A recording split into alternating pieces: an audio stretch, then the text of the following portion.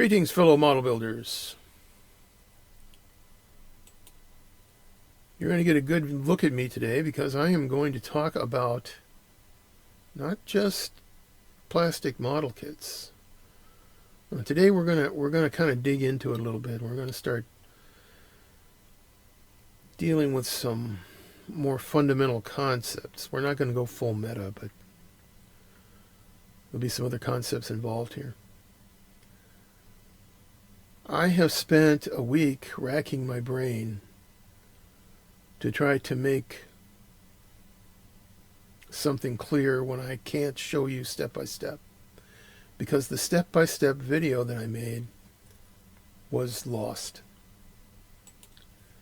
Here is my old Revell kit that I built specifically for the purpose of showing basic painting and finishing. I got the videos done on basic painting, which I'm happy with. But the finishing, particularly the part where I put on a gloss varnish, and then the decals, and then a matte varnish, that part was lost when the solid state drive on my laptop quit. Yeah, it just completely conked out.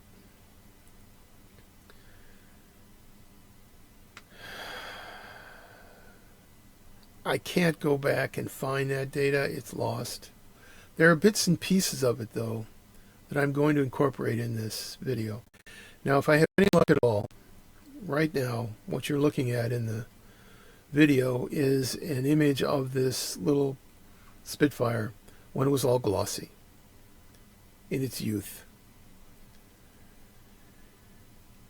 And it should give you some indication of just how incredibly glossy it was. I used quick shine, just brushed on straight out of the bottle to give it this shiny appearance. Anyway, you can see now, here's another look at this. You can see this is how it looks now. This is after I've had some major difficulty. I had a really fouled up paint job going here because when I put the clear matte coat on, it was a clear matte coat made from quick shine and Tamiya fleck base. Tamiya fleck base is not an anime-inspired space station, but is in fact a flattening agent in some kind of solvent. And the only way that I'm going to be able to explain anything that I'm doing here is to cover some basic information. I'm going to have to explain what flat base is, and I'm going to have to explain what it does, and I'm going to have to explain what flattening agents do. So strap in. I'm suffering from some kind of fundamental credibility problem. If you take a look at this Spitfire, you see that it has a kind of a semi-matte finish now. This is the result of 5 coats of different kinds of flattening varnish, and it's a miracle it kind of came out good or decent at all, because this model was as frosty as a snowman, and I don't think there's any other way to look at it. And I didn't spray on anything. I didn't sand anything off. I didn't remove anything. I just went ahead and put on subsequent coats of a similar matte varnish. The matte varnish I used was Vallejo matte varnish. So let's go through the steps. I had the shiny version of this. I put decals on the shiny version. I then mixed flat base with quick shine, and this produced a matte varnish that gave me a very frosty appearance. It looked like it had been sitting out during a heavy frost. I then took Vallejo matte varnish, put a coat of that on here, and it took care of the frosting. In other words, the appearance of frost went away. Generally speaking, you can take a good matte varnish, known good matte varnish, and you can put it over a frosty matte varnish, and it will fix the problem. If all else fails, you can use a gloss varnish, put that over the frosty model, and you'll fix it. What I mean by fix it is the frost will be invisible. It will go away.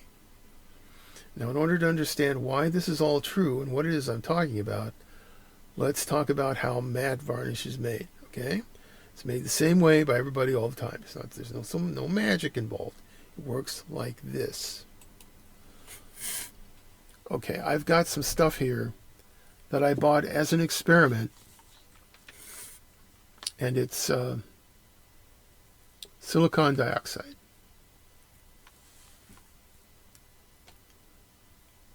It says here it's a very fine powder. Okay. And it is, but it's not fine enough to be used as a flattening agent, as I discovered. My plan originally when I bought this was to put it in paint or in a clear gloss varnish like Future or Quick Shine. Take that, put this flattening agent in it, flattening material in it, and we'd get a flat finish instead of a glossy one. Okay? Now, this is pretty important, so I'm going to take this little cutting board. I'm going to put some of this material on there, and I'm going to show you. It's a fine powder. This kind of very fine powder goes in a medium. Okay?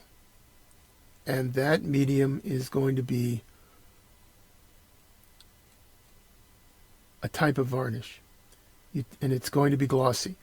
You put this matting agent, powder like this, in the gloss varnish, and you get matte varnish. This stuff in gloss varnish makes matte varnish. If you get too much of this in there, it gives you a frosty appearance. I think it's pretty easy to see that would happen. It's frosty.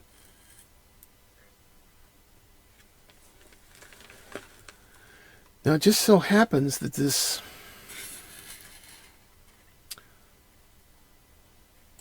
silicon dioxide that I ended up with is just, it's too coarse, believe it or not. It's too coarse for it to use as a matting agent in varnish. So many phrases that I don't really agree with, but one of them is using varnish to describe all clear coats. That's fine. It's used in the art world that way. I can live with it. Fine, it's varnish. You mix the gloss varnish with a matting agent of some kind. You'll get a matte varnish. I will say it one more time. Matte varnish comes from mixing clear varnish, gloss varnish, with a matting agent. There we go. you can see it floating around in there. You can see it. Oh, if this would focus.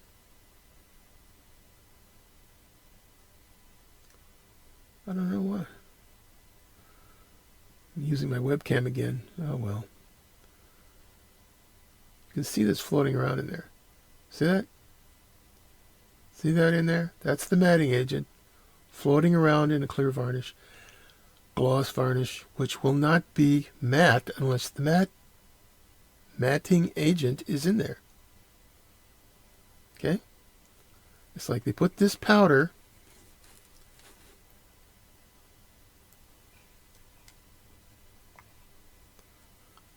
okay. They put this powder in there. You can see that powdery effect going on. And that's how matting agents work. This is a matting agent with a little bit of varnish to make it liquid. That's all I can figure out that it is. It's a matting agent with a little bit of varnish. A little bit of a medium. I'm calling it varnish. I'm using the word varnish and medium interchangeably. Technically, that's not correct. Who cares? It's basically the same thing. They're very similar. Okay, why did I go to all that trouble to try to explain that? Because when you get cloudy, frosty finishes with a matte varnish, that's not because I sold you a bum steer. Okay? I didn't tell you something that's completely wrong, big lie, never going to be true. It's true. I use this stuff all the time. It works fine. But you have to be flexible enough to realize, okay, this is a mix of a flattening agent and a gloss varnish, and if I just add a little more gloss varnish, the problem will go away. Then I take the good matte varnish, paint it with a brush over my so-called ruined model, which is frosty, and when it dries, you'll see that the frost will go away. At least it always has for me.